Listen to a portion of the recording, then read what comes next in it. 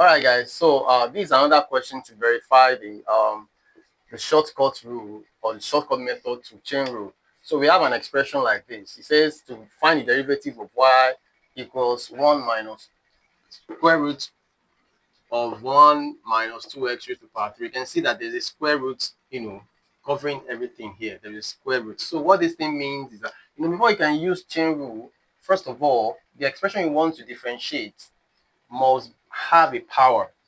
We use chain rule when the expression has what? Has, an overall power. But if you check, this expression doesn't have something like that. Or does it? We're about to find out.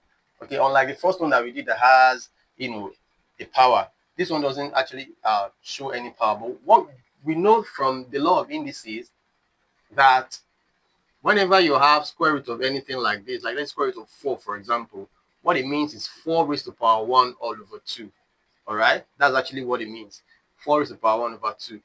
If it's cube root of anything, cube root of it, for example, it means 8 raised to the power 1 over 3. All right, so that's how it works. So because of that, this expression can also be written as what? Y equals 1 minus 2 x raised to the power 3 all raised to the power what?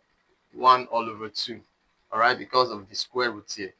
It's going to be 1 all over 2. All right, so now we've gotten an expression that we can use chain rule to solve. So we're going to use shortcut to solve that. And what's the first thing?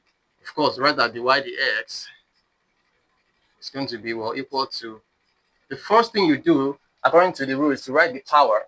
Write out the power. So I'm going to write in the power 1 all over 2. Then times, it says to differentiate the term in the bracket. If you differentiate this expression in this bracket, 1 is going to be 0 because it's a constant term. It's going to, go away. It's going to become 0. And then we differentiate this expression. We bring 3 to this place and then we remove 1 from this 3. So if you did it very well, you're going to get 6x squared, negative 6x squared, okay, because it's negative here. And then the next thing says to do what? To repeat the term in the bracket. What's the term in the bracket? That's 1 minus 2x raised to the power 3. And then the next thing is what? To subtract 1 from the power. The power is 1 over 2. We remove 1 from there. It's going to be 1 over 2 minus 1, which is going to be what? Minus 1 over 2. Half minus 1 is minus half. All right? So now, the next thing to do is just simplify the expression. So we have 6x squared, negative 6x squared, don't forget that, divided by 2 times, whenever something is carrying a power, it's actually 1 all over that thing. All right, sorry, when something is carrying a negative, it's always 1 over that thing. For example, if I have 2 raised to the power minus 3, it can be written as 1 all over 2 raised to the power 3. All right, because of this negative. So when something is carrying negative, it's always 1 all over that thing. All right, so this expression is carrying a negative, so it can be written as 1 all over the entire expression, 1 minus 2x cubed, all raised to the power what? 1 all over 2. Okay, and then yes, you can just simplify 2 in 6, that's going to give us 3. So we have negative 3x squared times 1 all over.